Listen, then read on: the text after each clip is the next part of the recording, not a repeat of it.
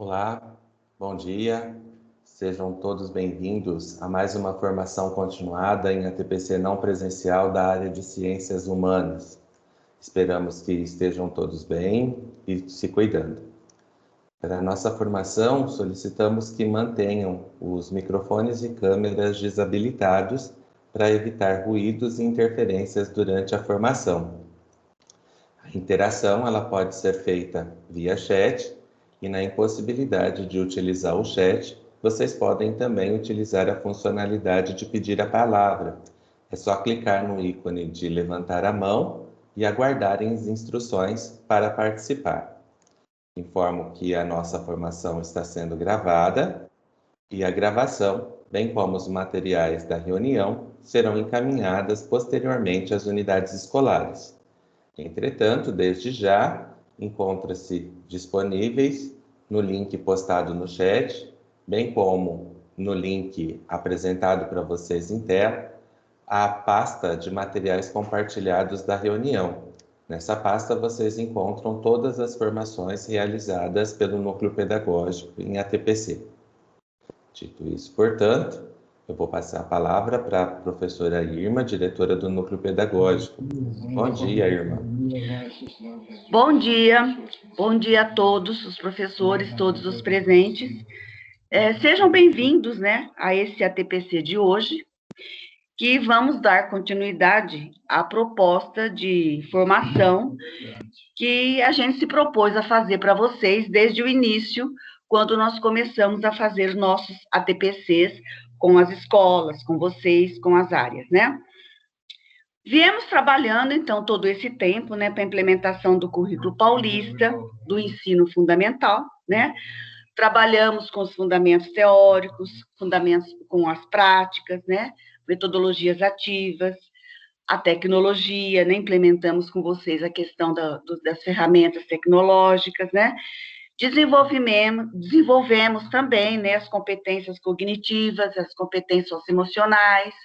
Estamos agora na questão da avaliação, Transcorreu todo esse ano letivo e nós estamos chegando no final do ano e precisamos trabalhar mais ainda, aprofundar um pouquinho mais os nossos conhecimentos sobre a avaliação, Bom, nós trilhamos um caminho que a gente acreditou, que deve ter sido facilitador para o fortalecimento da prática docente, Fortalecimento da prática de vocês, Para isso, oferecemos bastante possibilidades, que viabiliza a questão da melhoria, da nossa prática docente, Bom, a gente gostaria de lembrá-los, que hoje, no ATPC da EFAP, das 10 horas, depois às 16h30 e também com reprise às 19 horas, a EFAP começará as formações do currículo paulista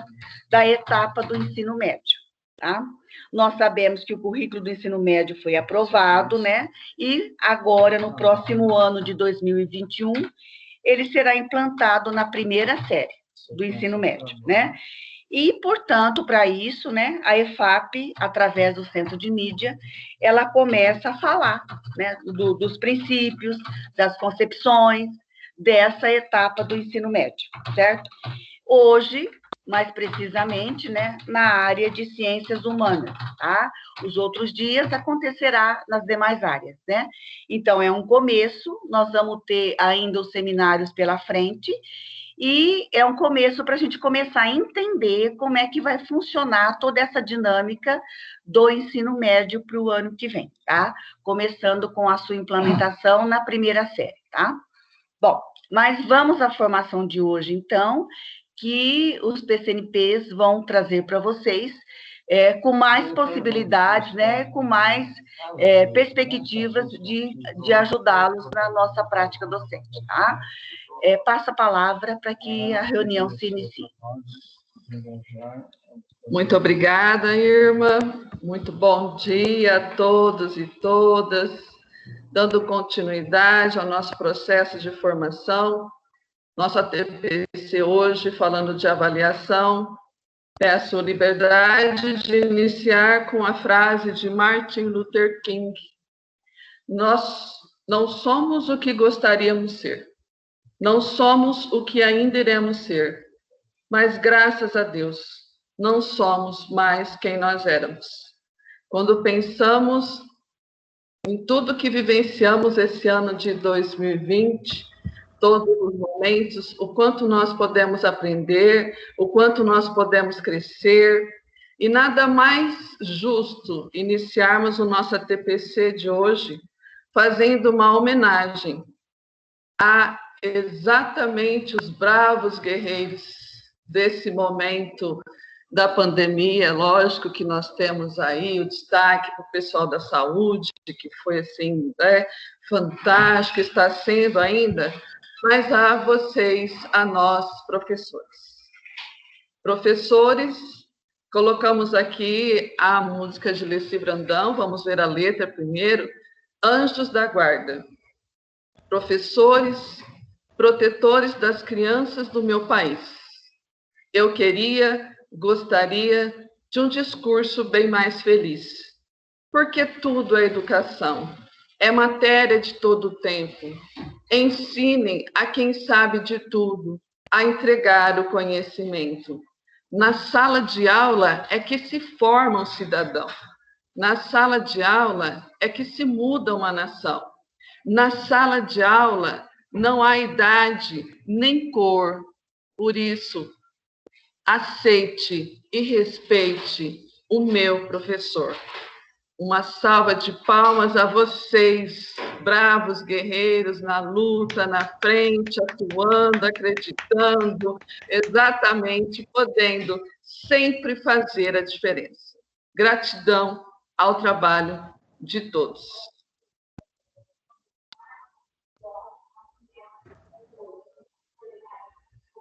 Avisem se começar a tocar, por favor.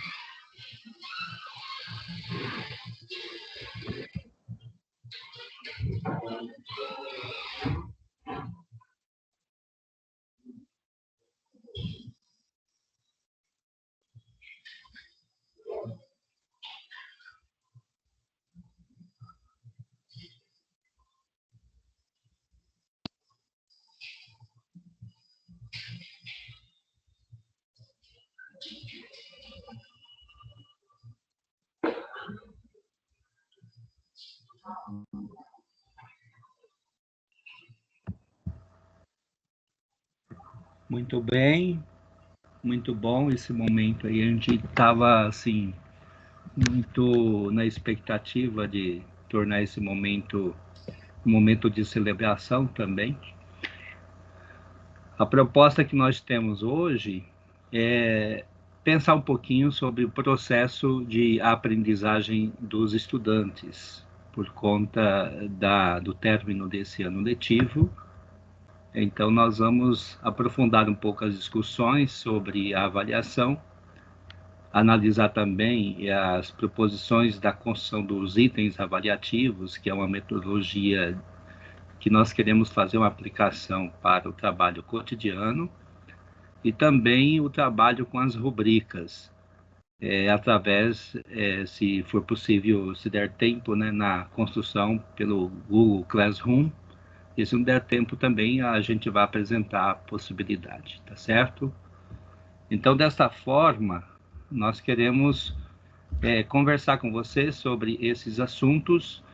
E a gente já passa, assim, para o primeiro momento interativo, que nós vamos conversar para vocês falarem, assim, que tipo de avaliação podemos propor, tendo em vista o procedimento formativo do estudante.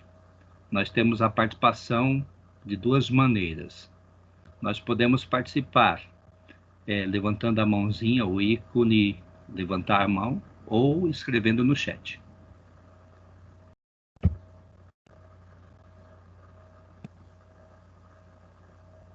Quem quiser a palavra, precisa levantar a mão para liberar o microfone, ok?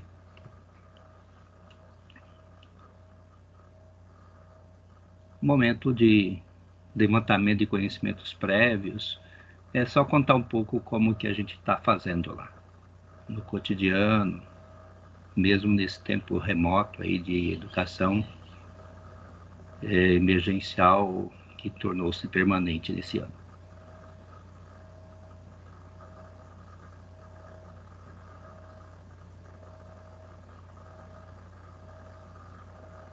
Cri-cri, ó o grilo.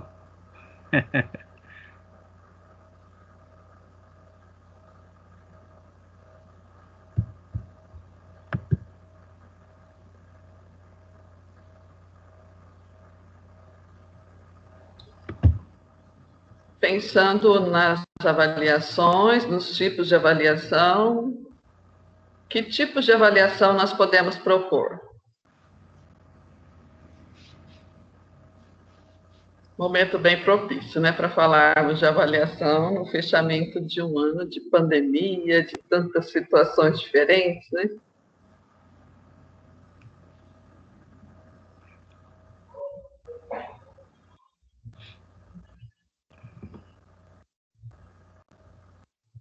Avaliação formativa. Se lê. Participação da Shirley, obrigada, Shirley, bom dia. Aparecido José, avaliação somativa, obrigada, Cidinho. Formativa, somativa. Autoavaliação, a Catarina trouxe. Obrigada, obrigado. Catarina. Perfeito. Muito bom. Autoavaliação. Formativa, somativa, o que mais que nós temos? A Kelly, avaliação formativa, bom dia, Kelly, obrigada.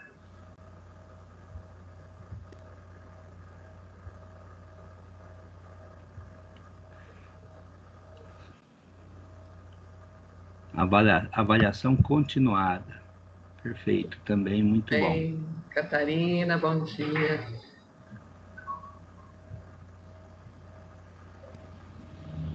Tá certo. Então, nós vamos conversar um pouco sobre essa temática e, a partir de agora, vamos refletir um pouquinho sobre essas proposições que vocês trouxeram aqui, né? Avaliação intensiva também, muito bom. Então, nós vamos pensar aqui nessas modalidades que nós trazemos, que é a avaliação diagnóstica. A avaliação diagnóstica, ela sempre é proposta no início de um semestre, ou início do ano, ou início de uma unidade de ensino. Tem o objetivo bastante específico de perceber a presença ou ausência dos conhecimentos que os estudantes trazem já no processo de aprendizagem do objeto que está sendo proposto ao conhecimento, identificando as lacunas que possivelmente ele tem para depois ir aprofundando, né? Depois nós temos a avaliação formativa, que a funcionalidade pedagógica da formativa é constatar se os objetivos foram alcançados e também fornecer dados para aperfeiçoar o processo do ensino-aprendizagem, além de possibilitar aquela intervenção pedagógica, se necessário no processo, não é? Então, ela pode acontecer durante o ano letivo e ao longo do processo de ensino-aprendizagem. E a avaliação somativa, essa visa a classificação realmente para quantificar os resultados de aprendizagem alcançados pelo estudante de acordo com os níveis de proficiência ou de aproveitamento, e hoje temos usado várias linguagens nesse sentido. Então, ao final de um ano, do semestre, ou ao final de uma unidade de ensino, ou ao final do bimestre também. Então, de uma forma bastante resumida, nós vamos trazer esta reflexão da avaliação diagnóstica, que oferece informações iniciais sobre o estudante em relação às suas habilidades, capacidades ou dificuldades. A formativa, ela vai averiguar se os estudantes estão ou não alcançando objetivos propostos. E a somativa, ela vai aferir os resultados constatados pelo professor por outros tipos de avaliação realizadas. É, na verdade, um balanço geral do que poderia ser chamado desta forma, né? Então, nós temos aqui esta proposição de uma reflexão sobre os 3 tipos de avaliação. Lembrando daquilo que vocês trouxeram também, a avaliação contínua, que está muito vinculada ao processo da avaliação formativa. Então, eu queria que, nesse momento, nós lêssemos esse caso, né? Um estudo de caso para a gente associar ao processo avaliativo. Lu, você quer fazer a leitura? Isso, eu vou fazer a leitura. Vamos pensar aqui na Suzete. Suzete é professora coordenadora da Escola Central do Sul. Na reunião da ATPC para reflexão sobre o tema avaliação de aprendizagem, ela propõe o seguinte estudo de caso e pede para os professores pensarem sobre a situação exposta. Feliciano estuda no 7º ano do ensino fundamental de uma escola da rede pública. Ele afirma que a sua professora sempre diz aos estudantes, vamos ver o que ela diz. Antes de perguntarem pela nota, vamos junto compreender como pensamos, que caminho seguimos para resolver a questão? Quais as estratégias utilizamos para construir as nossas respostas e encontrarmos soluções para os problemas propostos? E quando o estudante erra, a professora diz, é preciso compreender qual o raciocínio que o estudante usou para desenvolver essa resposta. Vamos pensar juntos e analisar? Nesse caso, nesse estudo de caso, perguntamos para vocês, há uma concepção de avaliação. Qual? Qual é a concepção de avaliação que o estudo de caso traz? Então, por favor, participem no chat. Número 1, é uma concepção classificatória? Número 2, ela é somatória? Número 3, ela é formativa? Número 4, ela é conservadora? Ou, número 5, ela é diagnóstica? Pelo estudo de caso, qual é a concepção? 1, 2, 3, 4 ou 5? Classificatória, somatória, formativa, conservadora ou diagnóstica? Vamos participar rapidamente.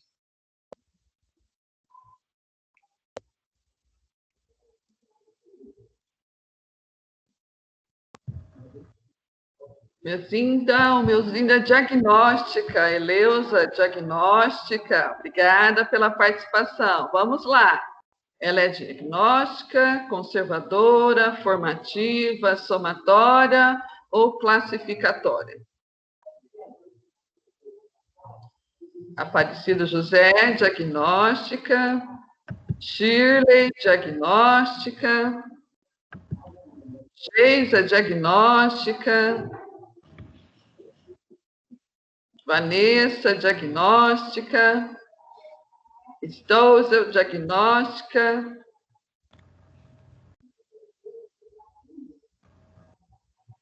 Vamos lá. Aires, diagnóstica. Demilson, número 5, diagnóstica. Olival, diagnóstica. Diagnóstica, Leonice. Roseli, diagnóstica. Neuci, formativa. Marinês, diagnóstica. Maria de Olinda, diagnóstica. Ana Geide, diagnóstica. Estou indo aqui, Gídio. Vamos lá. A hora que for, eu paro aqui. Que bom, gente. Muito obrigada pela participação. Tá, joia. Vamos voltar um pouquinho para a gente fazer uma retomada dos 3 tipos de avaliação para a gente depois finalizar, né? Aqui a diagnóstica, qual que é a proposição da avaliação diagnóstica? Oferece informações iniciais sobre o estudante em relação às suas capacidades, habilidades e dificuldades. Formativa, capaz de averiguar se estudantes estão ou não alcançando os objetivos propostos. Depois, somativa, visa aferir resultados constatados pelo professor ou por outros tipos de avaliação realizadas. É, na verdade, o que poderia ser chamado de um balanço geral. Olhando para esse caso, esta avaliação, ela teve 2 ou 3 pessoas que falaram que é a avaliação formativa.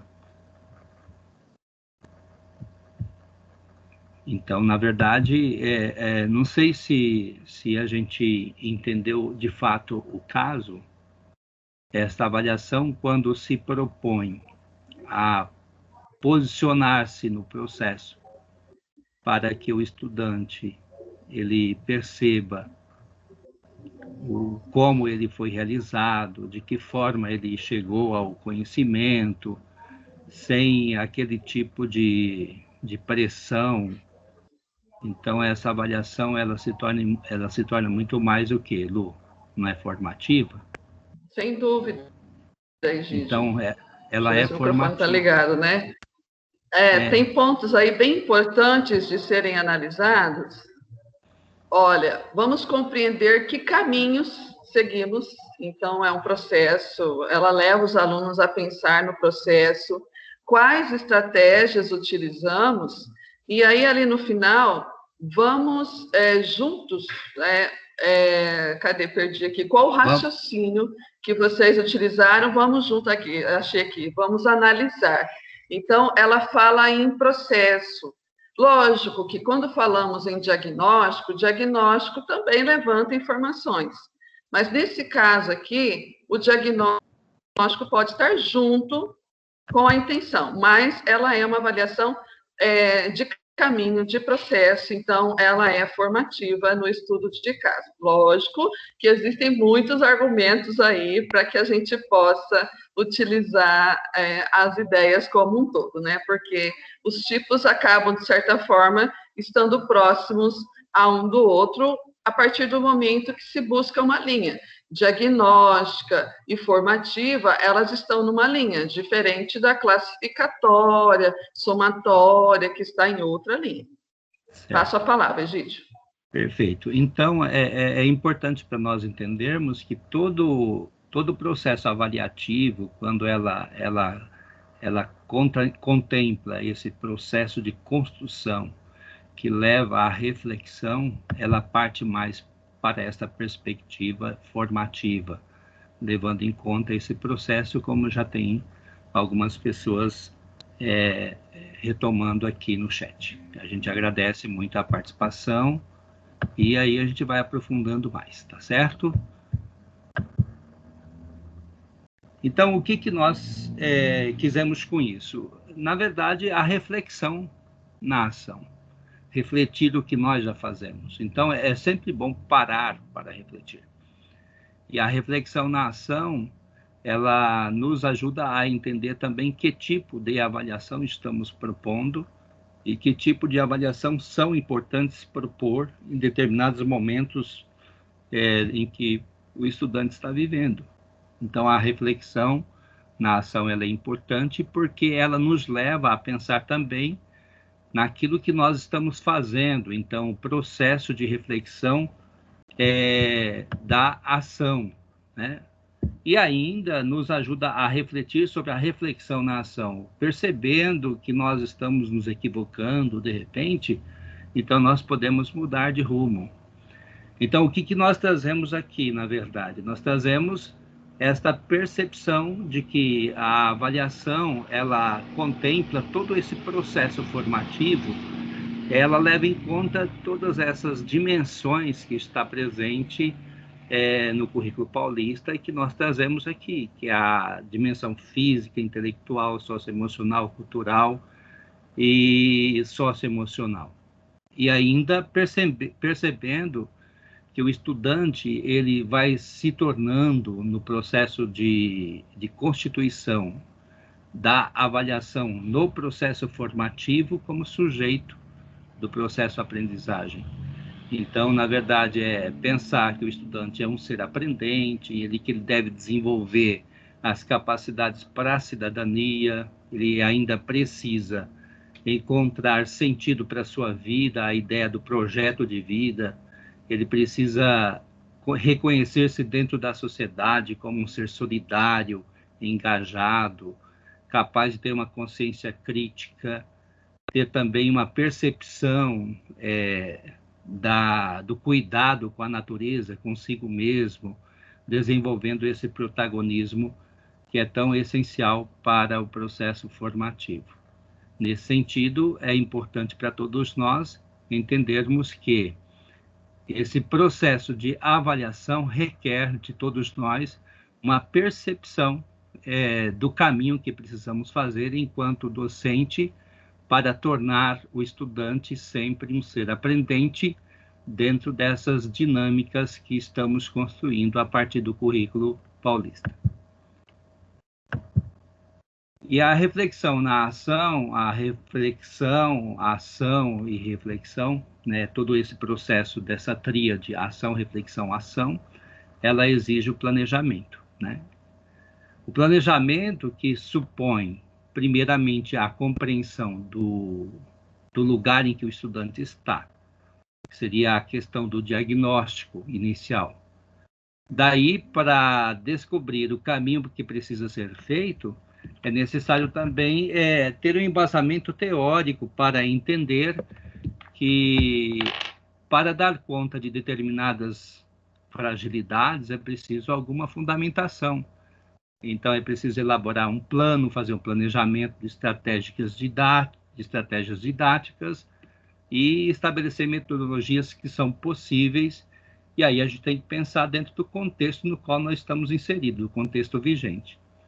Agir propondo reuniões formativas, principalmente com o corpo docente, para discutir qual o caminho a ser tomado. Isso é importante muito para as ATPCs, o momento de desenvolver a reflexão sobre as estratégias de projetos interdisciplinares, envolvendo os estudantes, professores de diversas áreas.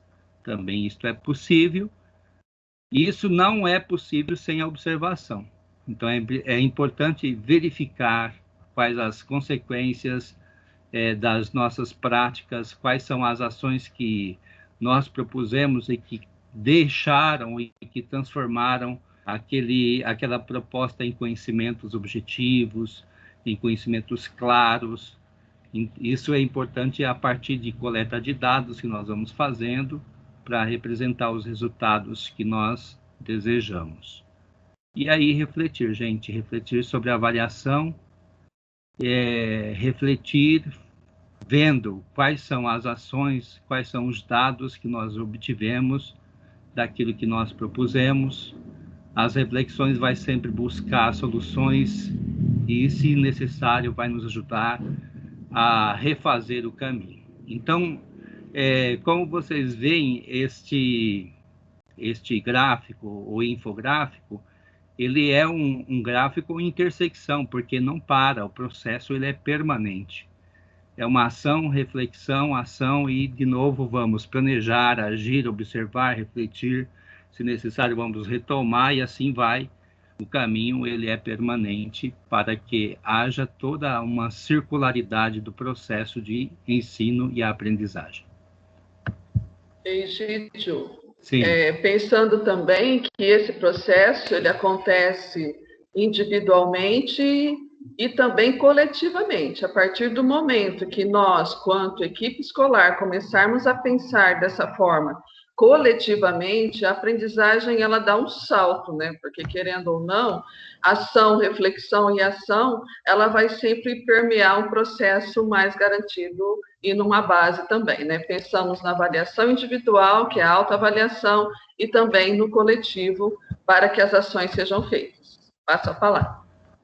Perfeito, Lu. Então, nesse sentido, nós trouxemos a fala aqui do Roberto Giancaterino. Ele tem várias obras trabalhando sobre o processo educacional, e uma fala dele aqui é que a avaliação do ensino-aprendizagem só faz sentido para o estudante quando é um processo contínuo com vista à reflexão crítica sobre a prática e não apenas configurada por uma classificação. Então, é para além do processo classificatório. Então, a gente está sempre buscando tornar o processo avaliativo sempre mais formativo, né? E aí a gente quer trazer essa questão disparadora, né, para a gente... Que instrumentos avaliativos utilizamos nas avaliações diagnósticas, formativas e somativas? Bom, se nós olharmos pelo caminho que nós fizemos durante esse ano, nós desenvolvemos várias estratégias metodológicas, várias práticas didáticas, com sugestões de vários instrumentos avaliativos, né? E a gente tem certeza que vocês também têm uma série de outros processos avaliativos que foram constituídos ao longo deste ano. Mas aqui a gente quer, nesse momento, trazer uma sugestão de uma metodologia para a construção de questões objetivas, uma vez que é possível que a gente utilize estas questões no nosso trabalho, principalmente agora no final do ano, né, para avaliação, e também lembrando da forma como tem sido as propostas de avaliação trazidas pela SEDUC, principalmente agora na questão das avaliações do processo formativo, né? As AAPs. Então, nós vamos trabalhar esta ideia da elaboração do item, né? A elaboração do item de múltipla escolha, a gente sabe muito bem que é muito utilizado, principalmente no SARESP e no ENEM, e nas provas, né, de diversas vertentes, principalmente quando se pensa numa avaliação de larga escala. Então, mas aqui que nós trazemos é uma proposição de pensar a construção do item para as nossas práticas docentes. E aí tem uma questão que é importante para a gente já fazer um recorte, é que cada item vai avaliar uma habilidade unicamente, somente uma habilidade. Portanto, quando nós vemos lá no nosso currículo as habilidades complexas, por exemplo, com mais de um verbo, então nós vamos perceber que esta habilidade complexa, ela dificulta a construção do item se formos considerar a habilidade toda. Por isso que hoje nós não vamos trabalhar a teoria de resposta ao item tal como ela apregoa, mas nós vamos utilizar da metodologia apresentada da resposta do item para auxiliar aos docentes na construção das questões de múltipla escolha para as escolas. Então, a gente quer fazer isso não na mesma perspectiva da teoria de resposta ao item, porque ela é muito mais abrangente, né? Então, o que deve ser observado na construção do item? Então, vamos retomar parte por parte e também fazer uma descrição de como se desenvolve o processo metodológico dessa construção. O item, na verdade, ele tem um enunciado. Esse enunciado, ele traz informação para o desenvolvimento da tarefa. Pode ser uma leitura, uma observação de um gráfico, sei lá. Tem o suporte. O suporte pode ser uma imagem, um texto, uma tabela, um infográfico, um gráfico, um mapa, etc. Tem o comando, é o que se pede da habilidade requerida, é a indicação, o que ele tem que observar para responder à questão.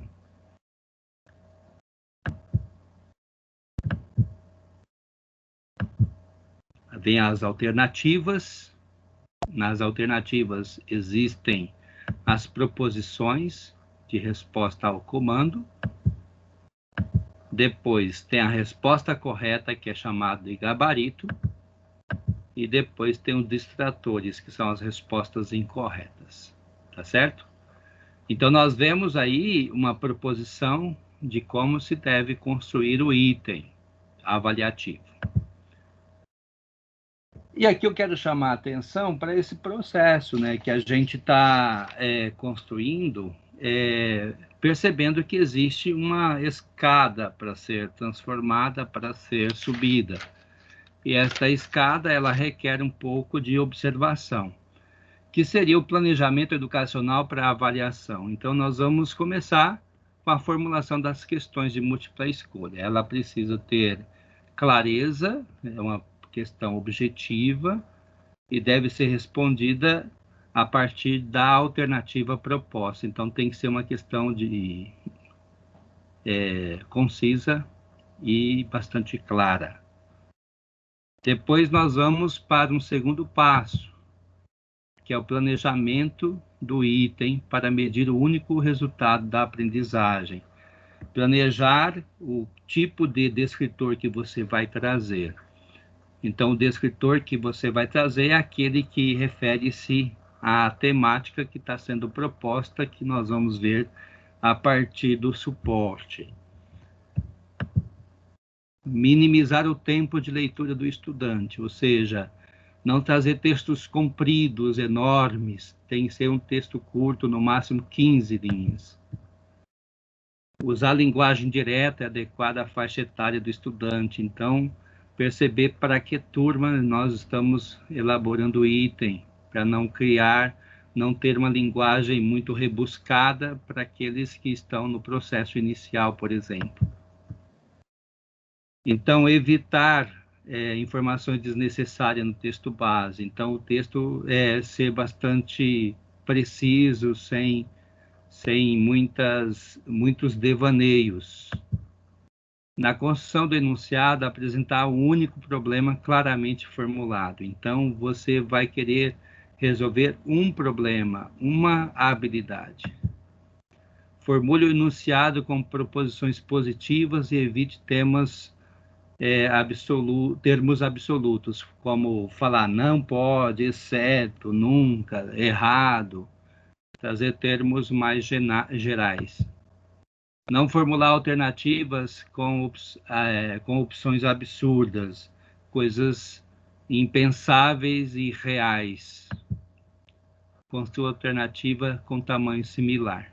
Porque se você construir uma alternativa com a questão maior, quantidade de caracteres muito acima, as pessoas vão ser induzidas a erro. Então, evitar itens baseados em opiniões. Opiniões sempre trazem dificuldades, porque falta precisão.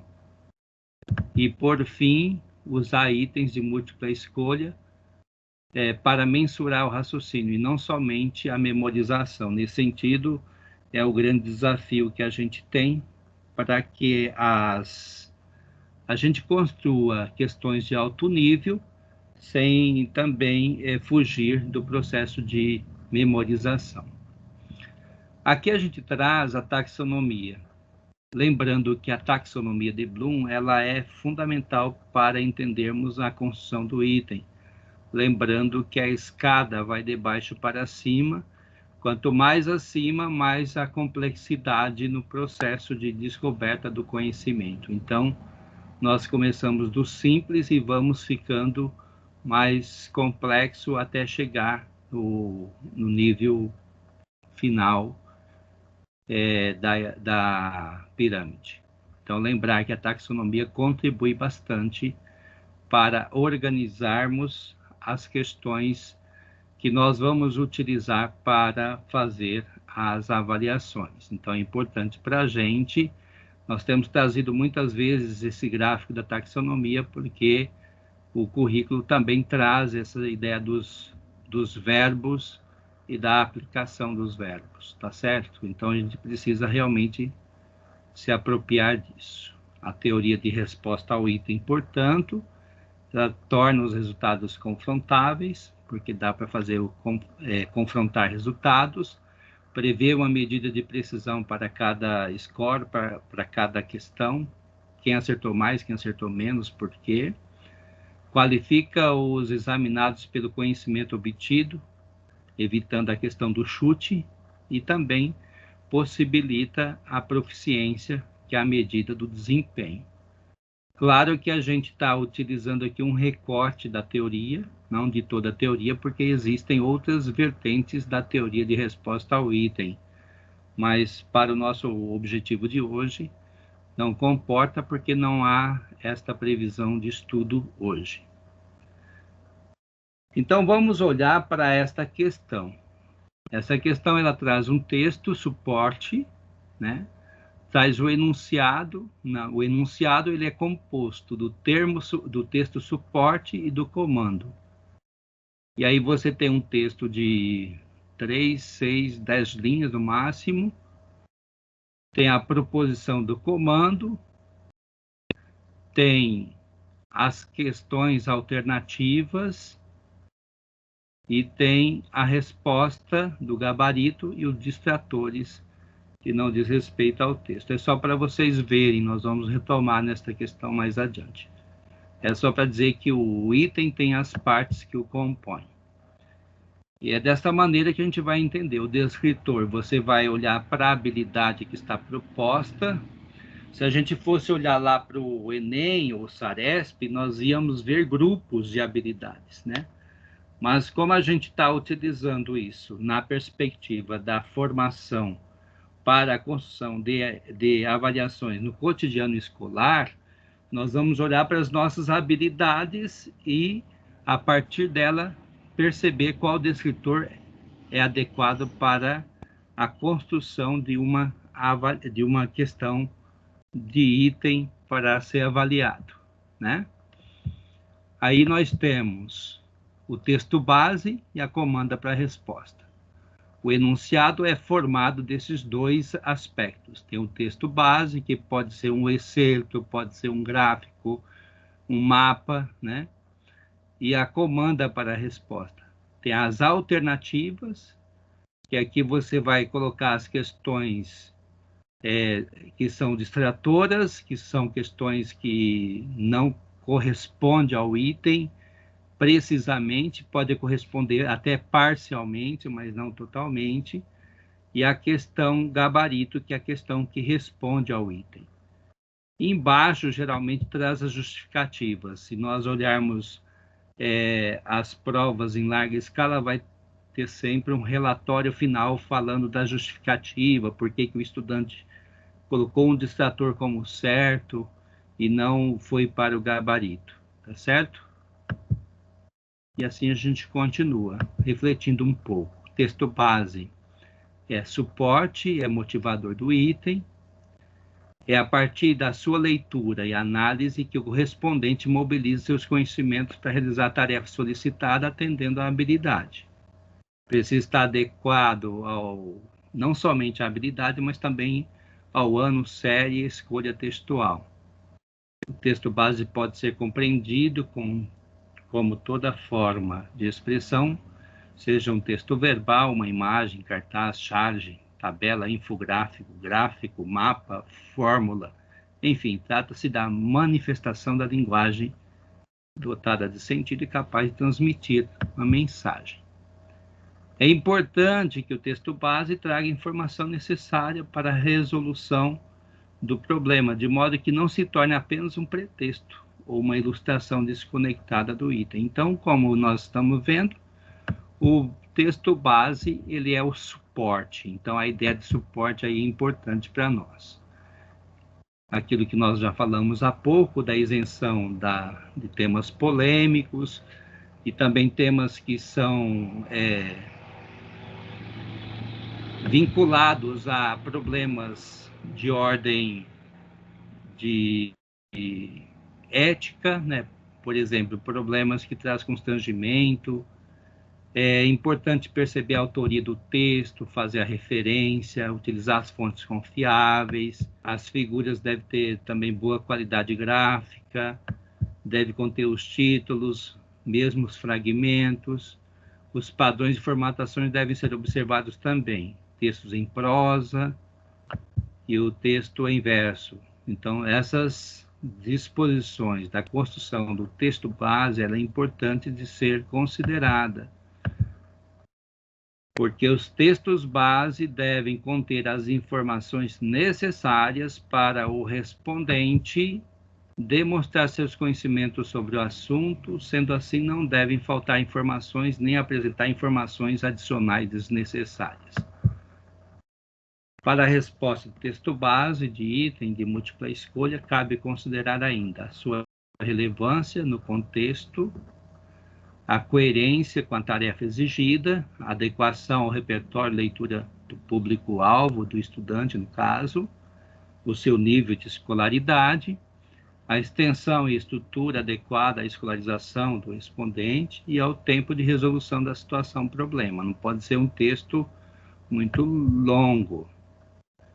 Pode ser tabelas e gráficos, como já falado, imagens, adaptações, utilizar o termo adaptado após referência bibliográfica de autoria.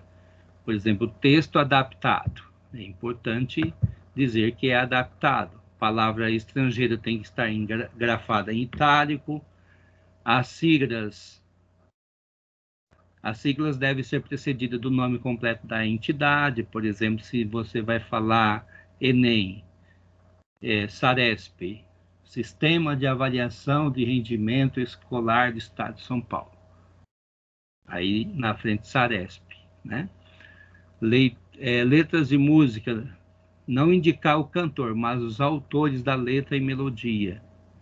Porque a letra, muitas vezes, não é do cantor. O cantor, às vezes, canta a letra de alguém.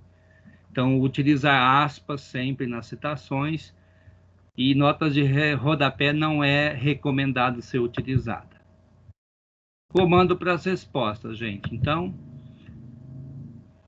o comando vai estar intimamente ligado à habilidade avaliada pelo item. Por exemplo, o comando para a resposta trata da orientação para a resolução da situação-problema. Desse modo, ele deve exigir ao respondente uma única tarefa. O comando deve ser expresso como pergunta ou frase a completar. Comando elaborado de forma de interrogação exige uma resposta mais direta e são bastante utilizados nos itens de matemática, por exemplo. Quando o comando for expresso como uma frase a ser completada, as alternativas de resposta devem obrigatoriamente iniciar com a letra maiúscula e terminar com um ponto final. Sobre a redação da comanda para a resposta, há algumas recomendações. Primeiro, deve-se observar as formas afirmativas e impessoais na construção linguística. A redação deve ser clara e objetiva. O uso de qualquer elemento que possa, de alguma forma, dificultar a leitura ou comprometer a compreensão do item deve ser evitado, como situações que provoquem erros, que são as pegadinhas, termos generalizantes, somente, totalmente, nunca, jamais, etc. Termos negativos, falso, exceto, incorreto. Abreviaturas, a menos que sejam conhecidas do público-alvo. Vocabulário e especificidades regionalistas, que são as gírias ou ainda as palavras regionais. Frases muito longas. As alternativas são as opções de resposta à situação-problema trazido pelo enunciado. A alternativa correta é chamada de gabarito. As incorretas são denominadas distratores. Nos itens do ensino fundamental, são utilizadas 4 alternativas. No ensino médio, 5 alternativas. Na estrutura do item, o comando, juntamente com o texto base, forma o enunciado. Entretanto, quando não existe o texto base, o próprio comando torna-se o enunciado do item e cumpre o papel de contextualizar a situação. Isso é importante, porque às vezes não necessariamente precisa ter um texto base. O próprio comando pode ser o enunciado, né? E aí é importante que esse enunciado seja contextualizável. Ele deve conter informações suficientes para que o respondente entenda qual é a tarefa e de que forma poderá resolvê-la, estabelecendo um diálogo coerente com as alternativas de respostas. O importante é que o enunciado, ou sem texto base suporte, apresente todos os dados necessários para a resolução do item. Os distratores veja só, os distratores não são apenas alternativas erradas. Eles contêm resposta com erros, que mais costumam ser cometidos pelos estudantes. Então, a questão do jogar, muitas vezes, do ver se acerta. Então, tem que fazer a leitura realmente para poder entender. Alguém está falando no chat, ainda vemos muito a palavra exceto em avaliações externas. Verdade. Todos precisam ser plausíveis em relação ao enunciado e à habilidade que está sendo avaliada. Não é recomendável incluir erros óbvios ou alternativas absurdas, para também não induzir a escolha de opção errada. As justificativas dos distratores são grandes aliadas nas intervenções pedagógicas, porque esclarecem quais lacunas de aprendizado estão ligadas a cada alternativa. Então, isso é importante. O distrator, ao contrário do que muitas vezes nós pensamos, eles auxiliam muito os docentes para que eles façam a intervenção pedagógica, se necessária, para perceber por que cada estudante, ou a maioria dos estudantes, escolheu um distrator ao invés de escolher o gabarito. E aí dá para se perceber qual é a lacuna que precisa ser enfrentada para a superação da dificuldade do estudante. Aí vamos trazer alguns exemplos, tá, gente? Mas é bem rapidinho, né? Do 9º ano, nós trouxemos esta habilidade aqui. Vocês viram. Isso nós fizemos propositalmente, depois de refletir muito, mas para que esta funcionalidade também contribua com vocês. A habilidade 17 de História é identificar e analisar processos sociais, econômicos, culturais e políticos do Brasil a partir de 46. A habilidade que precisa ser desenvolvida para que a resposta do item funcione não pode ter identificar e analisar. Ela precisa ser uma habilidade única. Então, nós excluímos o identificar. E aí, se nós olharmos na taxonomia de Bloom, como nós vimos lá no processo, que o analisar, ela pressupõe o identificar. Então, analisar processos sociais, econômicos, culturais e políticos do Brasil a partir de 46. Aí tem esse texto, que não vou fazer a leitura, mas é um texto muito poético, muito interessante, que fala da construção de Brasília, da vinda dos nordestinos, e assim por diante lá para ajudar a construir a cidade de Brasília. Tem um comando, né, no texto, a narrativa produzida sobre a construção de Brasília articula os elementos políticos, socioeconômicos indicados respectivamente em. Aí tem as propostas de alternativas: apelo simbólico, imigração interregional, organização sindical, segurança territorial e estabilidade. Vocês veem aqui a palavra respectivamente, por isso que tem o E, é uma coisa e outra. Então, em todas as alternativas, tem sempre uma coisa e outra coisa. Então, é importante para a gente perceber que a comanda está clara. E aqui nós trazemos os distratores e nós trazemos o gabarito, tá certo? Então, desta forma, a gente apresenta um modelo de questão de história. E aqui a gente vai refletir sobre ele, né? Os elementos de múltipla escolha. Aqui está o descritor, que é a habilidade requerida. Aqui está o texto suporte, que é um texto base, que é o texto retirado desse material aqui, a chegada dos candangos. Nós temos a comanda para a resposta.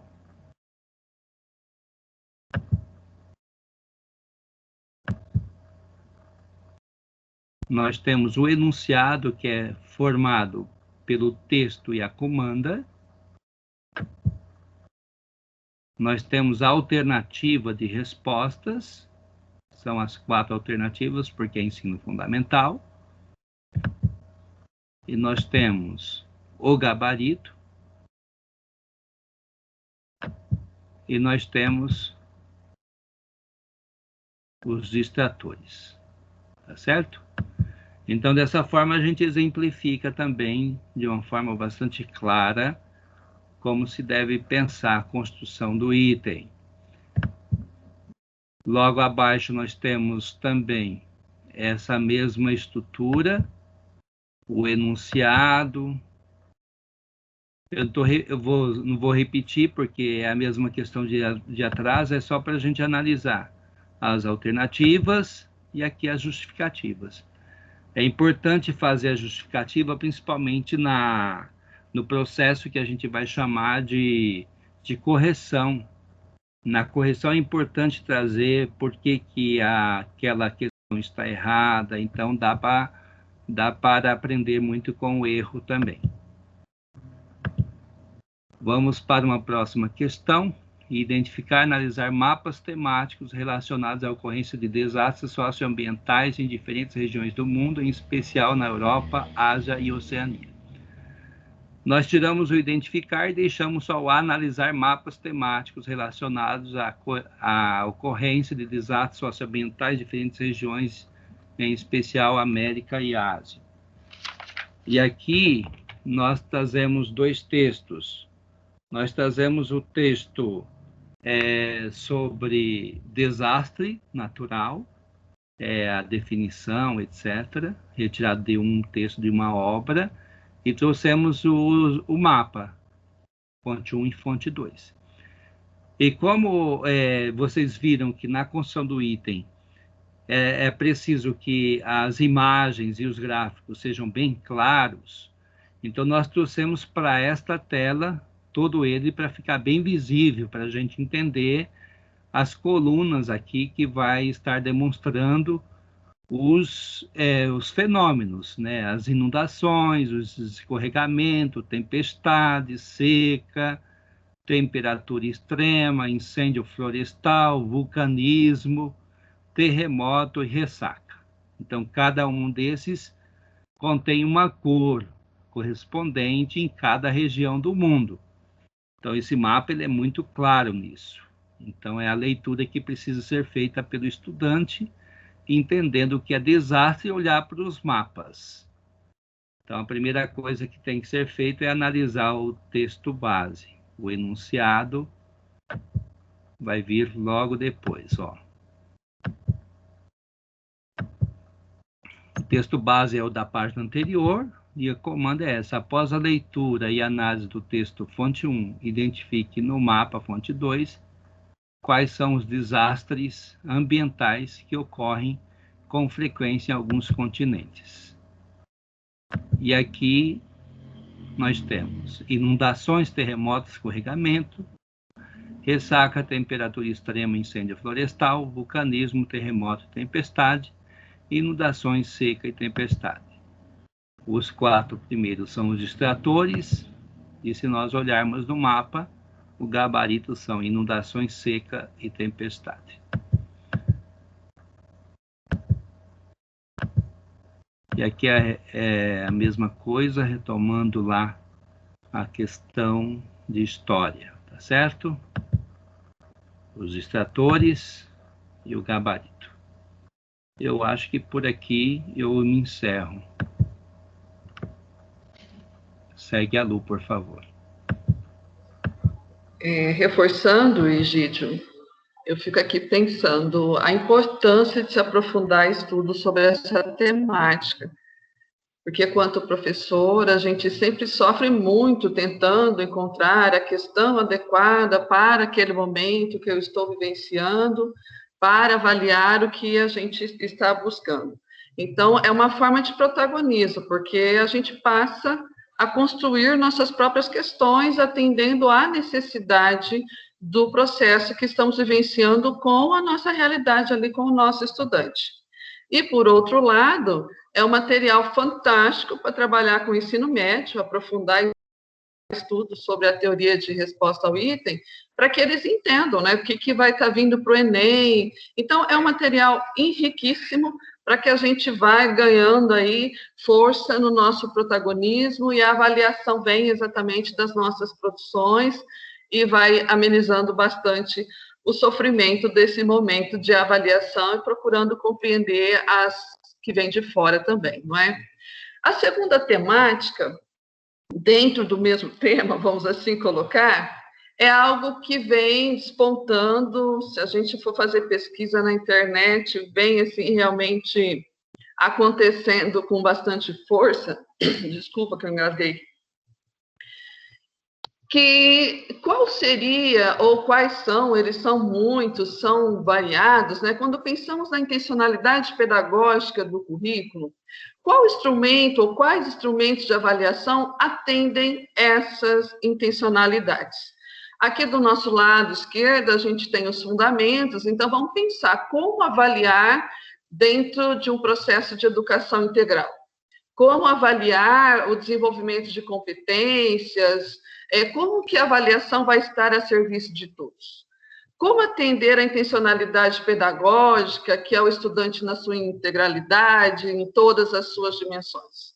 Vamos pensar como isso pode realmente acontecer, isso é possível acontecer, e quais instrumentos vão nos auxiliar dentro desse processo. Já vimos a teoria de resposta ao item, que vai, de certa forma, levantar muitas informações, mas agora vamos exemplificar com um pouquinho mais de profundidade aqui essa intencionalidade e qual instrumento eu posso estar utilizando dentre os muitos instrumentos existentes. Então, pensemos agora nas duas formas existentes. O sistema binário, que é aquele típico que fomos criados, do certo ou errado. Observe que sempre que somos colocados em xeque, a gente fala, vamos participar de uma reunião, eu não vou não, vai que está errado. O que você tem para dizer? Eu não vou dizer não, vai que está errado. Não vou responder não, vai que está errado. Porque o processo que nós vivenciamos é um processo em que o erro pesa muito. Então, a gente sempre se fecha dentro do diálogo, dentro do processo de avaliação, dentro do processo de escrita, pelo medo do erro.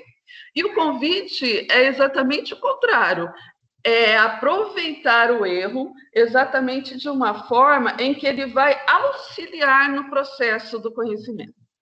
Não é o erro em si, mas é observar em que parte do processo estamos. Então, é trocar o sistema binário de certo e errado e trazer para a escadinha, né? E o que é a escada nada além do que todos os estágios possíveis de se chegar.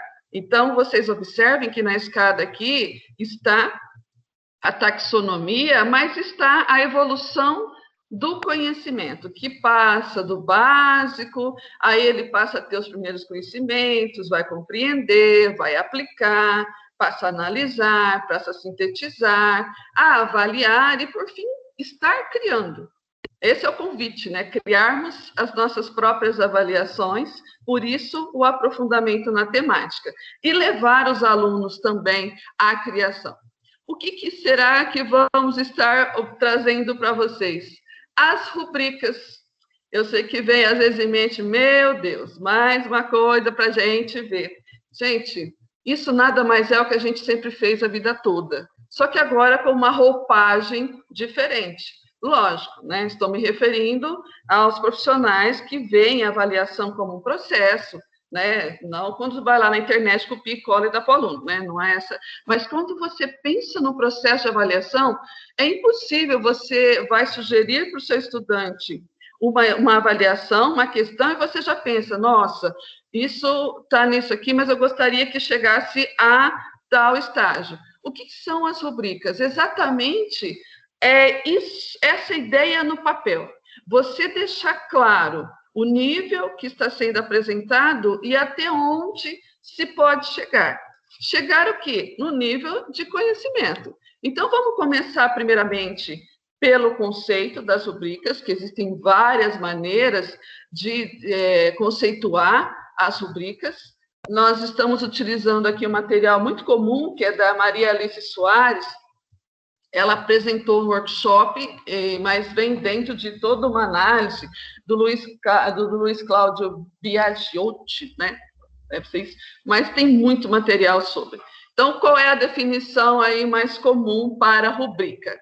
Rubricas são esquemas explícitos para classificar produtos ou comportamentos em categorias que variam ao longo de um contínuo. Nossa, classificar não é a ideia de primeiro, segundo e terceiro, mas em si, da onde estou, para onde vou chegar. O que tem nas rubricas? Critérios específicos em diferentes níveis de desempenho. Então, para que elas servem? Elas servem exatamente para o processo de avaliação para aprendizagem, ou seja, ela vai explicitar, ela vai deixar bem claro como é que está a participação dos estudantes, ela vai identificar objetivos, ela vai realmente conseguir mostrar no processo, e nós vamos observar pelos exemplos que isso é fato, não é? Elas são ótimos meios de avaliação e autoavaliação. E como elas se apresentam? Nós vamos ver agora, em forma de tabelas, com base nas habilidades, competências e atitudes. Opa, vamos lá então. O currículo fala de educação integral, atendendo os alunos em todas as suas dimensões.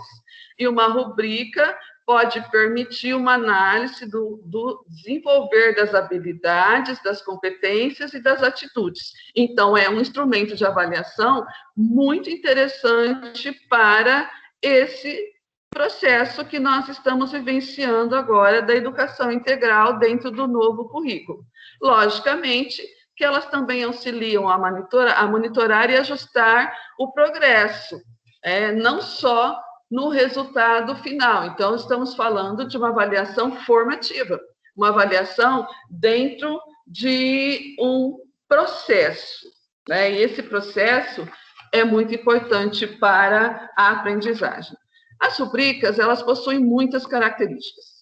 Dentre elas, vou citar algumas aqui para vocês, está a facilidade. Por quê? Porque ela vai ajudar a identificar a qualificação e não a quantidade. Então, ela auxilia a qualificar. Não é o quanto eu aprendi, mas como eu estou aprendendo e como faço para evoluir. Ela também é bastante objetiva, porque ela pode descrever a habilidade em que o estudante está e até onde pode chegar. Ela apresenta níveis, esses níveis de desempenho são bastante interessantes. Silvana, no chat, posso fazer uma pergunta? Sim, Silvana, fique à vontade. E eu vou aqui até que a Silvana consegue pedir a palavra aí. Ela também é bastante transparente, não é? Ela vai observar, ela vai deixar bem detalhado. Vamos lá, Silvana, vamos ver se eu sei fazer isso. Bom, Silvana, bom dia, Silvana. Legal, vamos lá. E eu sou nova como PCG. E eu fico ouvindo vocês falar essa rubrica, o pessoal do Centro de Mídias falar essa rubrica, e eu fico assim, gente, rúbrica para mim é assinatura. E eu fico tentando entender, sabe? Aí eu fui lá, pesquisei no Google, né, que era essa rúbrica aí, e fala assim que é uma palavra ou uma parte de um texto que é tradicionalmente escrita ou impressa em tinta vermelha para destacar. Então, assim, na minha cabeça ficou assim, que essa rúbrica seria um destaque, né? De algo. E eu queria saber, assim, como que surgiu esse termo na educação e qual é o principal objetivo desse termo para a educação? Porque é algo novo para nós. Eu não sei se só é para mim, né? Ou porque assim, até então, até 20 dias atrás, 30 dias atrás, para mim, rúbrica era assinatura. E agora rúbrica virou esses termos que vocês estão usando. Então, Perfeito, Silvana, perfeito mesmo. A sua intervenção aqui auxilia muito. Sabe? Eu fui buscar no dicionário e aí tá lá algo escrito em vermelho. Então, eu queria saber como que surgiu essa palavra para a educação, qual é o objetivo dela na educação, para fazer sentido na minha cabeça. Tá? Olha, Silvana, agradeço bastante a participação e na sua fala você já define muito bem.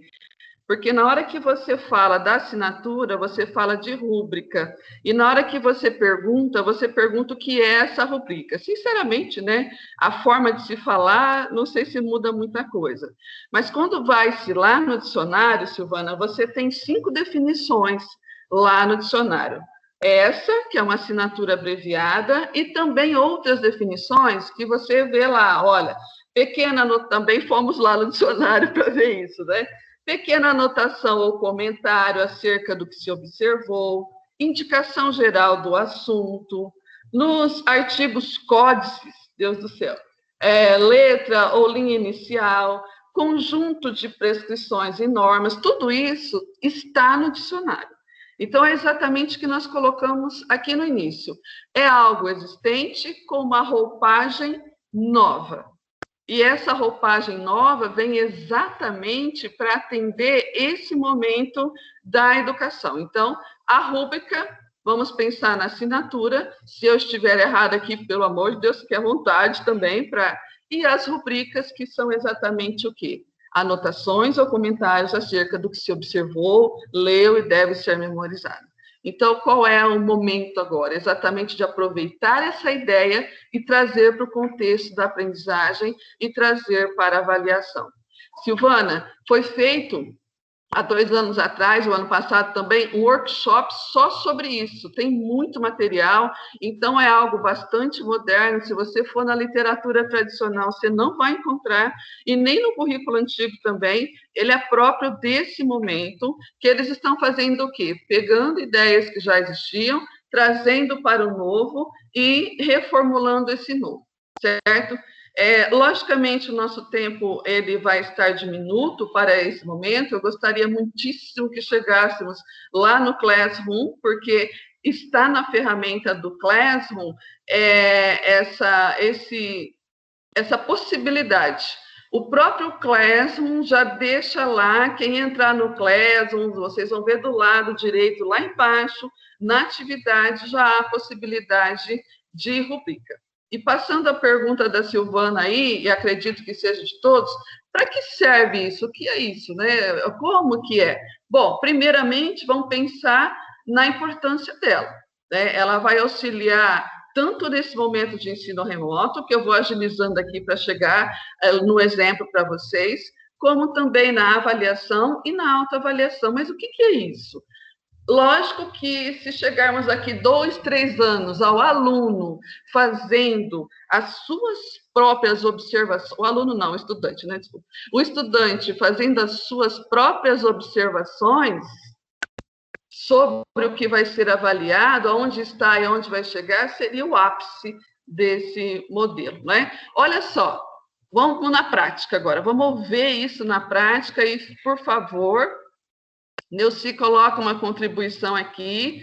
As rúbricas têm pautas na IFAP, projeto de vida e tecnologia. É isso, Neuci, muito bacana, vai estar vindo aqui também. O que é uma rubrica? Nada mais é do que uma tabela, e nessa tabela é listado critérios e níveis gradativos. Como assim? Você vai identificar o que é necessário nos critérios e vai colocar da onde está até onde pode chegar, começando nos critérios do que, vamos dizer assim, de excelência, vamos pensar em realizei adequadamente, realizei parcialmente, não realizei, e posso até colocar comentários. Mas para quem que a gente faz isso? Gente, serve para o professor, serve para a equipe escolar, serve para o próprio estudante. Nesse caso aqui, eu vou ser sincera com vocês, essa ficha de autoavaliação de leitura, ela foi socializada no Guia de Transição do ano passado, ela é fantástica, não consegui observar se veio para esse ano, mas se não veio, gente, salva esse material, tem um trecho dela aqui, mas ela está na íntegra e ajuda muito, muito mesmo a auxiliar a leitura do estudante. Mas como eu construo uma rubrica? 3 passos simples e importantes. Primeiro, pensar na competência, onde é o ápice da aprendizagem do estudante, que competência nós queremos desenvolver. Depois, vamos pensar na intencionalidade. Qual habilidade nós vamos mobilizar para chegar a tal situação? E, por fim, pensar no percurso. Então, dentro do currículo, e também dos nossos TPCs, das nossas formações, a gente tem um monte de material em relação às habilidades e a todo esse processo. Mas pensemos, olha só, qual é a intencionalidade pedagógica? Pensemos na habilidade de questionar, investigar, escutar, criar novas soluções, posicionar-se, planejar, decidir e realizar, construir argumentos, vivenciar situações, utilizar recursos tecnológicos. Estou desenvolvendo essa atividade com o meu estudante para quê? Por quê? Como, onde, por quê? Qual é a intenção?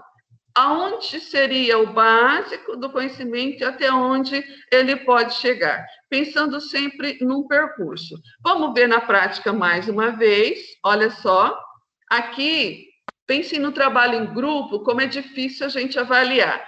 Peguei um super exemplo aqui, né, uma rubrica bem grande aqui, com bastante características, exatamente para ampliar as opções para vocês. Olha só, olha os critérios quando se fala em trabalho em grupo.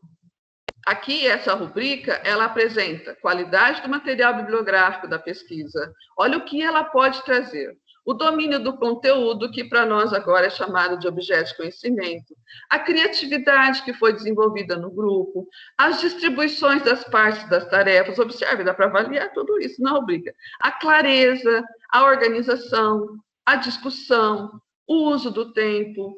Tá, mas vocês imaginam entregar isso para o estudante antes de começar o trabalho em grupo e falar, olha, é isso aqui que nós precisamos, lógico que essa aqui é uma rubrica bem grande, no primeiro momento a gente vai começar com coisas mais simples, e aonde você está nesse processo. Então, o que uma rubrica tem? Uma lista de critérios, descritores com nível de desempenho ou a qualidade e os níveis gradativos. Chama atenção aqui nessa rubrica porque ele coloca como insatisfatório. Muito cuidado ali, desculpa, engasguei de novo. Muito cuidado aqui com as palavras que a gente usa lá, né? Até eu vi o material, uma crítica, quando você coloca abaixo do básico, isso é para a gente, quando a gente analisa, mas para o aluno, para o estudante é muito pesado. Então, vamos pensar em substituir insatisfatório por preciso melhorar. Esse é um tipo. em trabalho em grupo. Mas eu também posso, dentro do trabalho em grupo, fazer a autoavaliação. Posso entregar uma rubrica para eles, para que eles se autoavaliem dentro do socioemocional deles, dentro da participação. Aí eu já mudo os critérios, que é contribuição, cooperação, escuta ativa. Quais os níveis? De excelente a preciso melhorar. Posso mudar esses critérios aqui? Posso mudar esses níveis? Sem dúvida, né? Vai atender os níveis também. Vou mostrar níveis diferentes. A Renata pergunta aqui, então seriam os critérios para avaliar? Sim, tanto de forma qualitativa, se você quiser também trazer o quantitativo, mas nesse momento vamos pensar mais no qualitativo, né? Aonde ele está e aonde ele vai chegar. Olha esse aqui, mas é possível, dentro do objeto de conhecimento conteúdo, eu montar uma rubrica? É possível, sim, só que, lógico, ela é bem mais complexa. Observe aqui a temática atividades econômicas do setor secundário. Nesse momento, eu queria só ver o nível de conhecimento do meu estudante mesmo. Então, o que eu posso colocar como critério? Se dentro dessa temática ele sabe identificar as regiões, se ele sabe justificar, olha as habilidades aqui, se ele consegue explicar a escolha que ele fez na primeira fase, os conhecimentos básicos que o estudante tem sobre a industrialização, se ele conhece os fatores, observe bem destrinchado, a partir do momento que você analisa os níveis aqui, o estudante vai se colocando aonde ele está e aonde ele pode chegar. A preocupação aqui nesse exemplo 3 é também trazer um outro estilo de rubrica para vocês, tá certo? Olha, ele coloca excelente, muito bom, que é um nível intermediário, bom, regular e insuficiente. Mais uma vez, fica aí o alerta. Essa rubrica aqui, ela está bem complexa, porque vem até grifado, não, né? Reforça aí, eu acho meio complexo, mas coloquei para vocês exatamente, não como um exemplo a ser seguido, mas como algo a ser analisado. A ideia do que eu estou apresentando para vocês é para que vocês analisem. E, logicamente, agradecemos muitíssimo aqui a contribuição no chat, já é parte do nosso novo momento na educação. Então, os componentes aí do Inova já trouxeram para a sua realidade as rubricas, cada um com características diferentes, mas é o momento de se estar fechando parcerias para os estudos aí. Trouxe aqui um trechinho só do projeto de vida, do material que está lá, que fica como forma de aprofundar estudo. Olha lá como eles utilizam. Olha lá, não, a gente fala olha lá, né? Mas às vezes não dá para ver, mas no slide depois vocês só podem ver maiorzinho.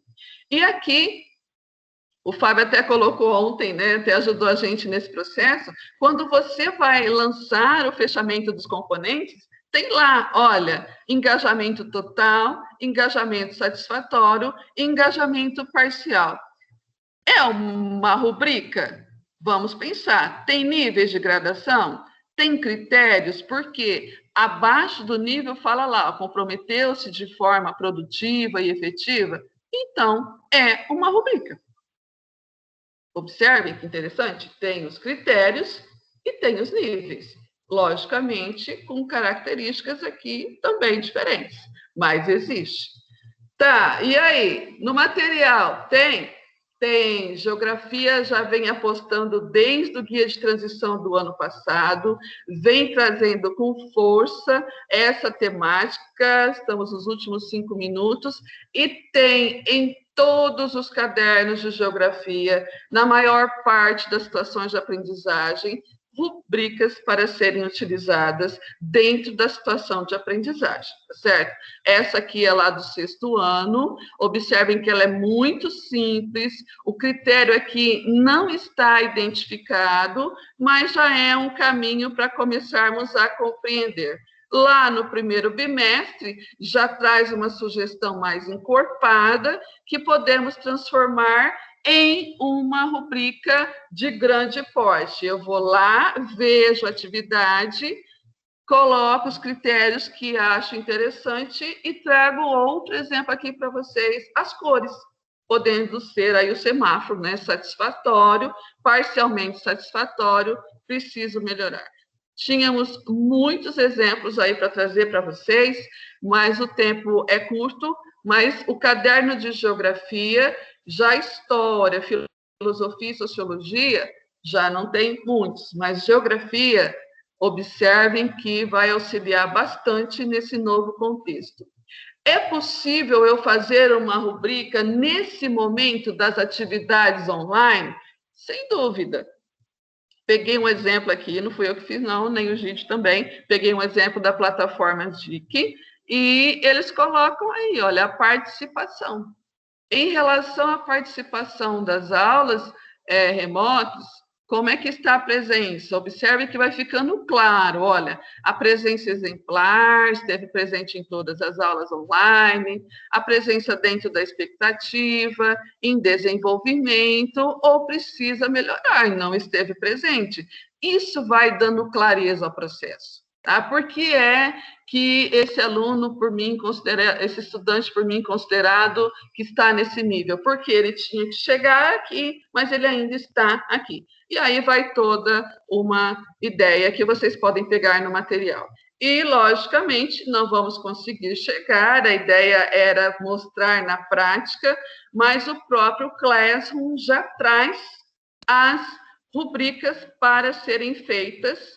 Coloco aí alguns sites, tanto do vídeo explicativo, como do suporte Google. Olha lá, vocês têm esse site aí que podem estar utilizando, como criar, como reutilizar, como adicionar dentro da plataforma do Classroom, como editar ou excluir, enfim, vai auxiliar bastante o momento de estudo. E, lógico, vou mostrar rapidamente quando... 3 minutos, né, gente? Quando você abre o Classroom, você vai em atividades, você cria uma atividade. Ao criar a atividade, ao jogar o título ou atividade, já aparece aqui do lado direito, abaixo aqui, olha lá, se vocês conseguem ver a opção de rubrica. E como seria isso? Na hora que você clica ali, ele abre a caixinha e você vai colocar o quê? O título, a descrição do seu critério. Pode-se utilizar o quantitativo aqui? Pode transformar isso em nota? Pode. É obrigatório? Não. Você pode ficar só com o qualitativo e os níveis. Para vocês entenderem na prática, olha lá, o título, coloquei aqui, trabalho em grupo. A descrição, eu quero saber a qualidade do material de pesquisa. É obrigatório colocar ponto? Não, mas ele vai pedir. Então, você vai ter que pôr 0, 1, 2, 3, mas não que seja pontuação. O nível, observem, uma rubrica tem nível, tem critério, e a descrição. E a partir daí, que eu fiz o primeiro, que o primeiro é o que vale mais pontos, eu vou adicionando os mais. Nesse maisinho aqui, eu posso colocar o bom e o razoável. Logicamente, fica aí só um gostinho de quero mais para sabermos aí que existe e que há possibilidades e há toda uma bibliografia aqui. Passo a palavra, Egídio.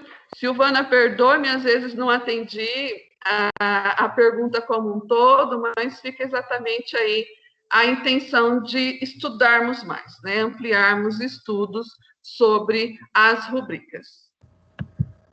Bom, gente, realmente é esse gostinho de quero mais que é importante. Nesse momento, a gente encerra o ATPC de hoje, agradecendo a presença de vocês. Pedimos que, por favor, todos que estiverem, façam a avaliação, porque é importante para nós todo esse processo, né? E que todos nós tenhamos um final de ano satisfatório e que acabe logo a pandemia. A coisa está ficando cada vez pior, né?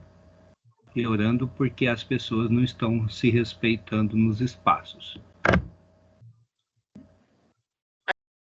Muitíssimo.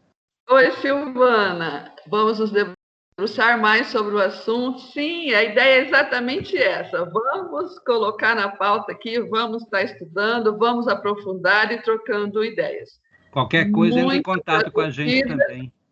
Isso, muito agradecida a todos. Foi um ano, assim, de grandes, apesar de todo o contexto, de grandes conquistas. E, Gídio, saiu a avaliação aqui para que eles possam fazer. E vamos para a formação do ensino médio.